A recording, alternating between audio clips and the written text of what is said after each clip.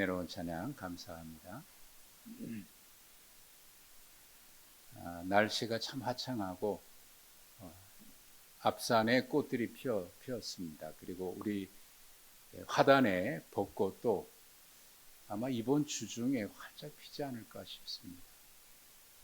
다음 주일날 벚꽃이 활짝 펴 있을 때 여러분 오시면 환한 모습 볼 텐데 이번 주 중에 아마 한 2, 3일 내에 피지 않을까 싶습니다.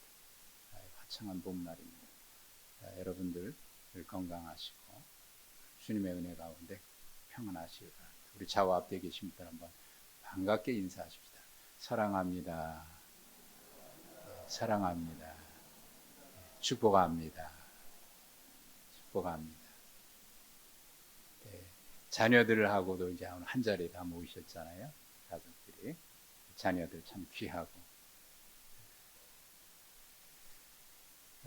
지난주에 빌립보 가이사랴에서 예수님 베드로의 신앙 고백을 들으셨습니다. 그리고 나서 그 이후에 예수님께서 이제 본격적으로 예루살렘에 올라가셔서 십자가에 고난 당하실 것을 여러 차례 말씀하셨습니다.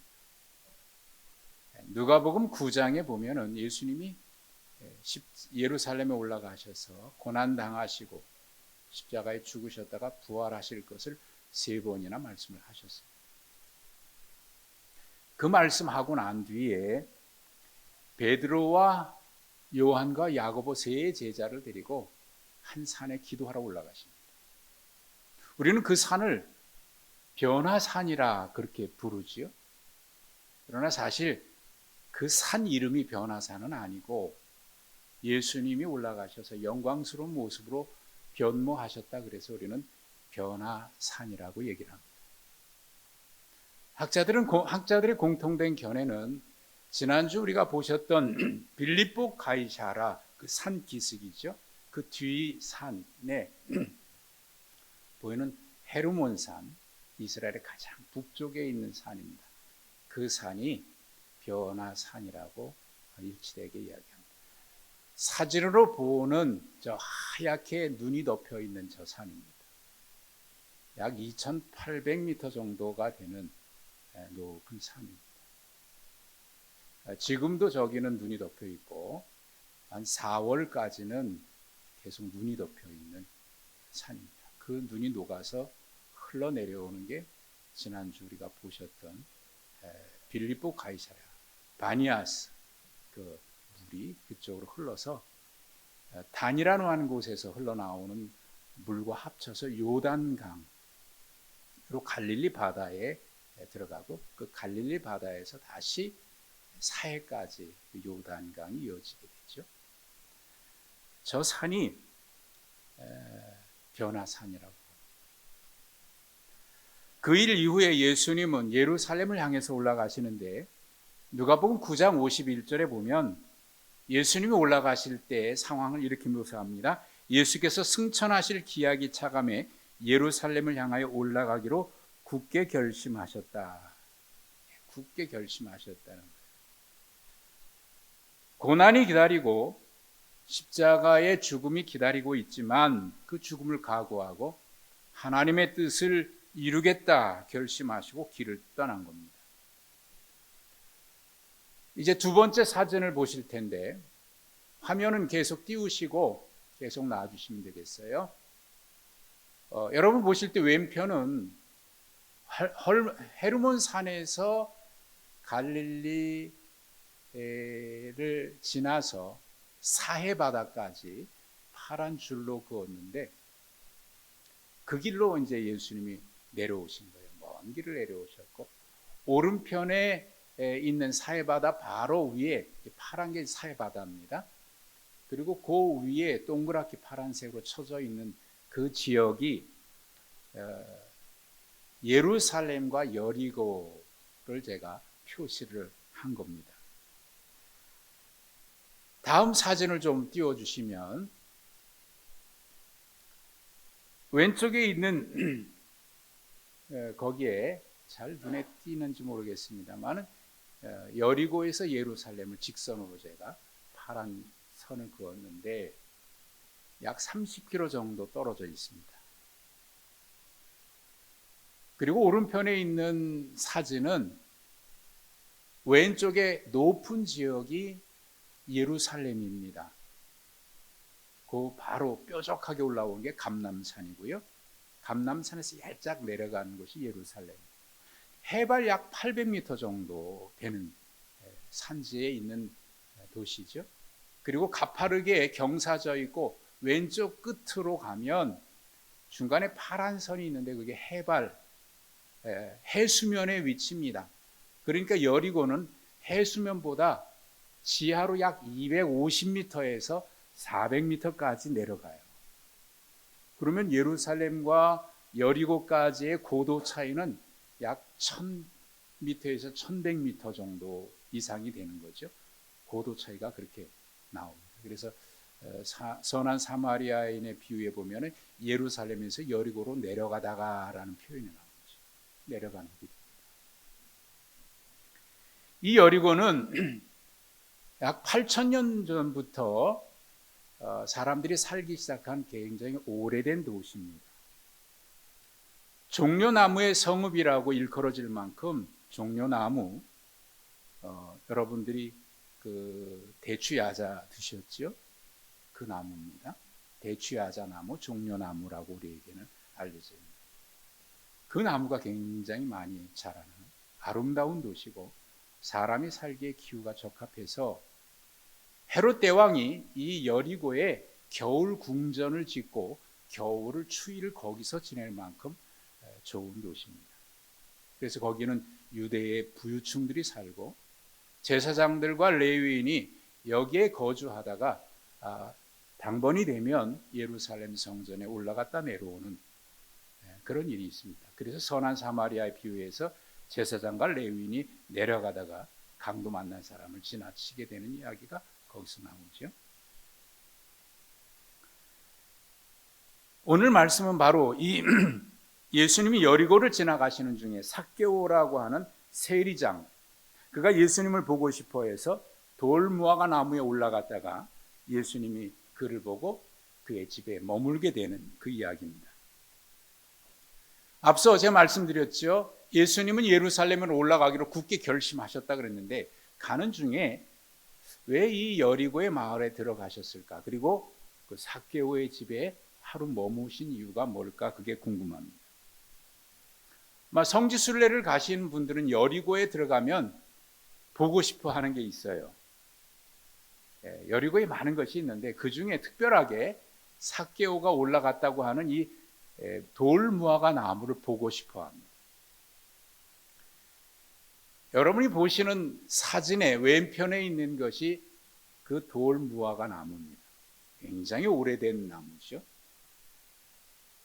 수령이 얼마나 됐는지 모릅니다만 거기 있는 사람들은 저기 한 2000년 됐다 이렇게 얘기를 합니다. 하여튼 굉장히 오래된 나무인 것은 틀림없어요. 예수님 당시에 저 나무가 있었을까 하는 건 잘 모르겠습니다만은 그만큼 오래된 것만은 틀림없습니다. 이 돌무화과 나무가 자라는 속도가 더디거든요. 오른편에 있는 사진은 우리 일행이 그 앞에서 찍은 사진입니다. 아마 여러분들은 어렸을 때부터 교회 다니신 분은 저게 뽕나무라고 알고 있을 겁니다. 옛날 성경에는 뽕나무라고 번역되어 있는데 그것은 구약 성경에 히브리어로 된 구약 성경에 이 나무 이름이 시크모, 히브리어로 그게 돌무화과 나무인데 이게 아마 구약 아모스 7장 14절에 보면 아모스 선지자가 뽕나무를 농사지었다 그랬는데 거기에 이 뽕나무로 번역되어 있습니다만 그것도 시크모, 다시 말해서 돌무화과 나무인데 이 성경이 주전 2세기 3세기경에 이집트의 알렉산드리아에서 70인의 학자들이 성경을 헬라어로 번역한 것을 우리는 70인역이라고 얘기합니다. 그 번역하는 과정에서 저 나무를 뽕나무라고 번역을 했고 영어 성경에도 그걸 따라서 그렇게 뽕나무로 번역돼서 우리 성경에도 예전에는 뽕나무라고 번역돼 있었습니다. 근데 사실은 이 나무가 시크모는 뽕나무하고는 다른 나무예요. 돌무화과 나무가 맞습니다. 사람이 먹기에는 적합하지 않으나 무화과 열매가 열리는, 이 사진으로 보는 이 나무에 삭개오, 세리장인 삭개오가 올라갔다고 하는데 그만큼 오래된 나무지요. 그때 나무인지는 아직 잘 모르겠습니다. 하지만 오래된 것만은 틀림없어요. 그런데 저는 궁금한 게 있습니다. 저는 이 나무가 실제 그 나무냐 아니냐는 것은 별로 관심이 없습니다. 제가 관심이 있는 것은 이 돌무화과 나무가 어디에 있었느냐 하는 위치의 문제이고, 그 다음에 삭개오가 이 나무에 언제 올라갔나 하는 겁니다. 예수님이 이 여리고의 마을 들어갈 때 삭개오가 달려 나왔을까? 아니면 예수님이 그 마을을 떠날 즈음에 삭개오가 나왔을까? 저는 거기에 관심이 있습니다.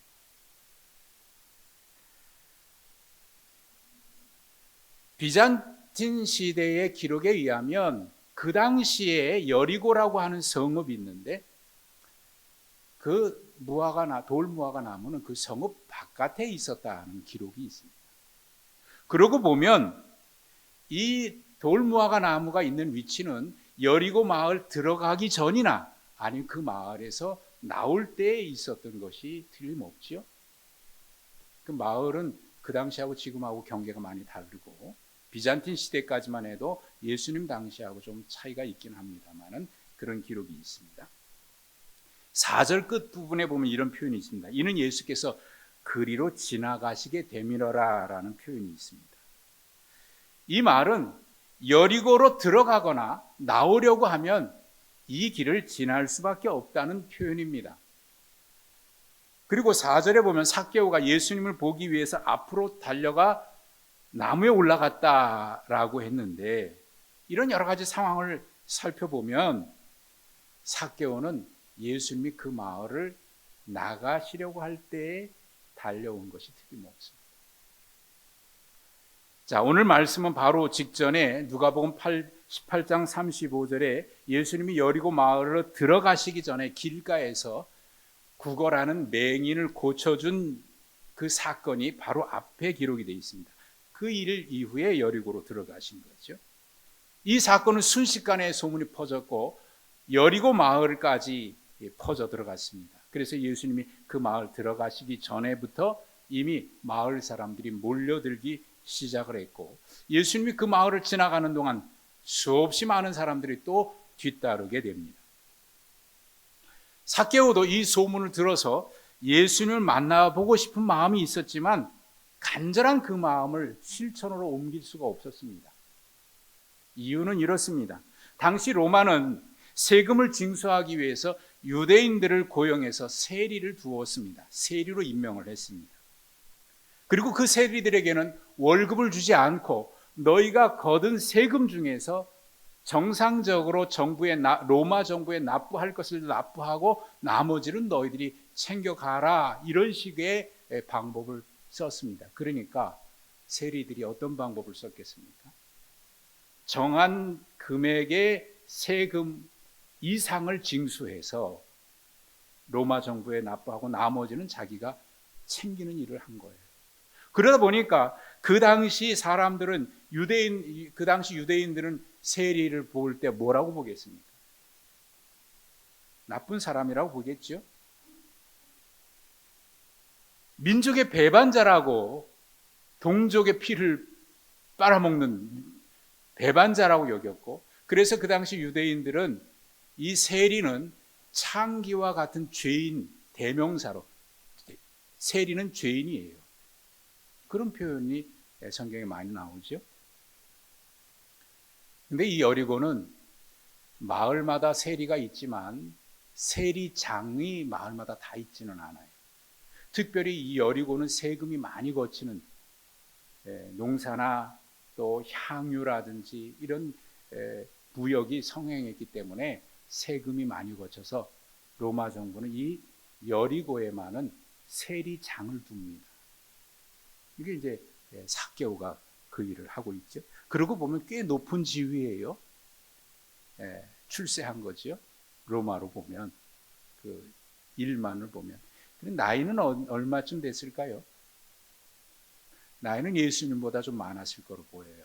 40대가 넘지 않았을까 싶습니다. 여러분, 그런 사람이, 그런 세리장이 이 돌무화과 나무에 쭈그리고 앉아 있는 모습을 한번 상상해 보십시오. 좀 우스꽝스럽지 않을까요? 그는 왜 이 돌무화과 나무에 올라가려고 했을까요? 3절에 보면 그가 예수께서 어떤 사람인가 하여 보고자 하되 키가 작고 사람이 많아 할 수 없이 앞으로 달려가 보기 위하여 돌무화과 나무에 올라갔다라고 기록했습니다. 사실 이 삭개오라고 하는 이 이름은 정확한 헬라어로 얘기하면 자카이오스가 이게 원래 발음입니다. 근데 이 말의 뜻은 순결한 사람, 의로운 사람이라고 하는 히브리어 자카이에서 온 말입니다. 그러니까 그의 부모가 너는 의롭게 살아야 돼, 착하게 살아야 돼. 그래서 자카이, 의로운 자라는 뜻을 가지고 있는 그 이름을 붙여준 거예요. 그런데 실제로 그는 그 이름과 다른 삶을 산 거죠. 동족으로부터 비난받고. 그러니 그의 친구가 없었을 것이고 외로움 그리고 죄책감에 시달릴 게 틀림없습니다. 예수님이라고 하는 분이 그 마을에 오고 있고 지나간다고 하는데도 나설 수 없었던 이유가 바로 여기에 있습니다. 사실 삭개오도 예수님이 그 마을에 들어오시기 전부터 그 소문을 들었습니다. 길가에서 구걸하던 맹인을 고쳐줬다는 소문도 들어 알고 있습니다. 세리장으로 있으니 그 마을에서 일어난 크고 작은 이야기들은 다 알고 있겠죠. 그런데 이번에 들려오는 예수님의 이야기는 평소의 관심과는 다른 그 이상의 관심입니다. 그분이 누구일까 하는 그런 호기심도 있겠지만 그것 말고도 왠지 모를 그 영혼의 갈급함 같은 목마름입니다. 남부럽지 않은 재산을 가지고 있습니다. 그러나 그의 영혼은 채워지지 않는 목마름이 있었습니다. 예수님에 대해서 알고 싶었지만 당장 달려갈 수 없었습니다. 그래서 어떻게 해야 할지 망설이고 있습니다. 그렇게 주저앉아 있는데 예수님이 마을을 지나 빠져나가고 있다고 하는 것을 알게 되니까 그의 마음이 얼마나 조급했을까요? 이 마을을 떠나시고 나면 그분을 다시 볼 수 있을지 알 수 없습니다. 이러지도 저러지도 못해서 안절부절 못하고 발만 동동거리는 그의 모습이 눈에 보이는 듯합니다. 자, 그렇게 망설이고 있는 동안 예수님이 여리고를 빠져 나가려고 하고 있습니다. 더 이상 지체할 수 없어서 그는 결심합니다. 그래, 예수님 나가시기 전에 그를 보아야 되겠다. 뒤늦게 쫓아가서 급히 예수님을 보려고 합니다. 그러나 이미 예수님 주변에 많은 사람들이 있고 가까이 가서 볼 수 없어요. 멀찍이서 보려고 해도 키가 작아서 보이질 않습니다. 국리 끝에 그가 선택한 것이 그 옆에 마침 있는 돌무화과 나무에 올라간 것입니다. 자, 그러고 보면 그가 왜 올라갔는지, 올라갈 때 어떤 마음이었는지 여러분 좀 느껴지지 않습니까? 성경 3절과 4절 보면 보고자 하되 보기 위하여라고 하는 말을 계속 반복하고 있는 것은 그의 마음이 얼마나 간절했는지에 대한 표현입니다. 예루살렘을 향해서 걸어가시던 예수님의 발걸음을 멈춘 것은 바로 그때입니다. 따르던 제자들이나 무리들은 예수님이 발걸음을 멈추자 무슨 일인가 궁금했을 겁니다. 그때 예수님은 돌무화과 나무를 쳐다보셨습니다. 그리고 그 위에 있는 한 사람을 향해서 이렇게 얘기합니다. 삭개오야, 속히 내려오라. 내가 오늘 너의 집에 유하여야 하겠다. 그때 보니까 거기 한 사람이 쭈그리고 앉아 있는 거예요. 여러분, 그때 삭개오의 심정은 어땠을까요? 아마 심장이 방망이질 하듯이 두근거리지 않았을까.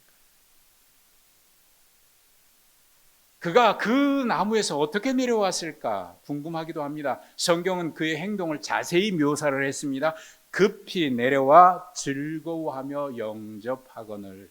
이 표현은 이 삭개오가 어떻게 내려왔는지, 그때 마음이 어떠했는지에 대한 묘사를 간단하게 한 겁니다. 삭개오는 주님을 모시고 자기 집으로 모시고 갑니다. 사람들은 수군거리기 시작합니다. 저가 죄인의 집에 들어갔어. 주님은 아랑곳하지 않고 삭개오의 집에 들어가셨습니다. 8절을 보면 삭개오가 서서 주께 여짜오되, 여러분 무슨 장면인지 이해가 되십니까? 그의 집에 들어갔어요. 그러면 손님을 모시고 가면 그 다음에 자연스럽게 주님 여기 앉으십시오 하고 자리를 마련해야 될 텐데 그럴 새가 없습니다. 그냥 선체로, 예수님도 서 계시고 삭개오도 그럴 준비할 경황이 없습니다. 그냥 선체로 예수님께 말씀드립니다. 주여 보시옵소서, 내 소유의 절반을 가난한 자들에게 주겠사오며 만일 누구의 것을 속여 빼앗은 일이 있으면 네 갑절, 네 배나 갚겠습니다. 아마 주님을 모시고 자기 집에 오는 내내 주님 앞에 이 얘기 해야 되겠다는 그런 속에서의 그런 죄책감, 그걸 털어내야 내가 반드시 이렇게 해야 되겠다고 하는 그런 결심이 있었을지 모르겠어요. 들어서자마자 이 얘기합니다. 예수님 서 계신 채로 말이죠. 근데 여기에 만일 누구의 것을 속여 빼앗은 것이 있다면이라고 얘기했습니다만은 사실 이 이야기는 만약에 있다면 그렇게 하겠다는 얘기가 아니라 내가 남의 것을 빼앗았고 내가 그렇게 살았다고 하는 자기 죄를 스스로 고백한 겁니다. 없는데 그럴 것이다 라고 이렇게 추측해서 한 게 아니고, 우리가 회개할 때 사실 마음으로는 그렇게 하지 않으면서 하나님 내가 이런 죄를 지었습니다 라고 그냥 추상적으로 얘기하는 그런 게 아니고, 실제로 내가 그렇게 했고 그것을 나눠주겠다라고 얘기한 거예요. 예수님은 그에게 네가 있는 돈으로 보상해라, 가난한 사람이 나눠줘라, 너 그 일을 그만둬라 한 번도 얘기한 적이 없습니다. 그냥 모든 일은 자기 스스로 결단했고 자기 스스로 고백했을 뿐입니다. 예수님은 그렇게 얘기하신 적이 없습니다. 자, 이게 뭐지요? 이게 바로 은혜가 임했을 때 나타나는 현상이고 주님을 만났을 때 일어나는 참된 회개입니다. 회개는 해라 그래서가 아니라 주님을 만나고 보니까, 주의 말씀을 듣고 보니까, 은혜가 내게 임하고 보니까 자기 스스로 결단해서 아 그래 나는 이렇게 살면 안 되겠다 결단하고 그걸 고백하고 삶을 바꾸는 겁니다. 주님은 그 마음을 아셨습니다. 그래서 이렇게 말씀합니다. 오늘 구원이 이 집에 이르렀으니 이 사람도 아브라함의 자손이미로다. 인자가 온 것은 잃어버린 자를 찾아 구원하려 함이니라. 여러분, 오늘 본문의 말씀은 예수께서 여리고로 들어가 지나가시더라라고 시작했습니다. 성경에서 예수님, 하나님의 움직임을 표현하는 것은 단순히 어떤 행동을 묘사하기 위함이 아닙니다. 하나님 아버지의 마음, 주님의 마음을 묘사하는 것입니다.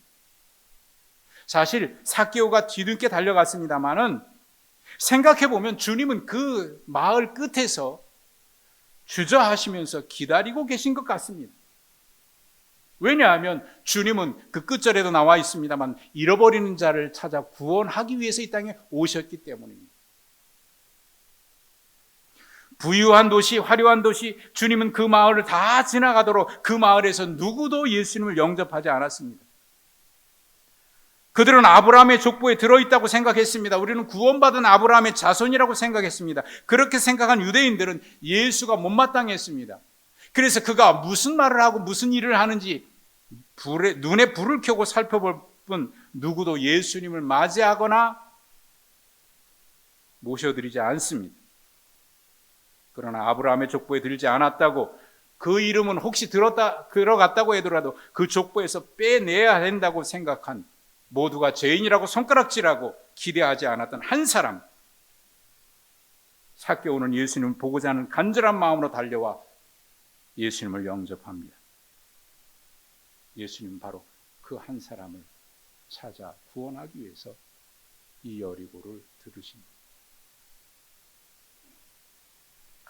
성경은 우리에게 말씀합니다. 너희는 여호와를 만날 만할 때에 찾으라, 가까이 계실 때에 그를 부르라 라고 말씀합니다. 그리고 나의 사랑하는 자들이 나의 사랑을 입으며 나를 간절히 찾는 자가 만날 것이라고 말씀합니다. 우리의 삶의 순간순간은 매 순간마다 주님이 우리 곁에 계시면서 우리에게 언제나 많은 기회를 주고 계십니다.